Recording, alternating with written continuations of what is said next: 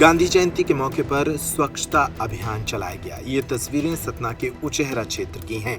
Bus stand Uchehara के पास स्थित गांधी स्मारक में नगर के कांग्रेस जनों के द्वारा स्वच्छता अभियान चलाकर गांधी की प्रतिमा पर पुष्पहार समर्पित किए गए। इस अवसर पर नगर परिषद के पूर्व अध्यक्ष हरीश ताम्रकार, लाल बहादुर सिंह, उमेश गौतम प्रमुख रूप से मौजूद रहे। बता दें कि गांधी स्मारक के चारों तरफ स्वच्छता अभियान के तहत साफ सफाई कराई गई और गांधी की प्रतिमा पर पुष्पहार समर्पित करते हुए उनकी आरती की गई। इसके साथ साथ राम नाम संकीर्तन का आयोजन भी किया गया, जिसमें बड़ी संख्या में लोग शामिल हुए।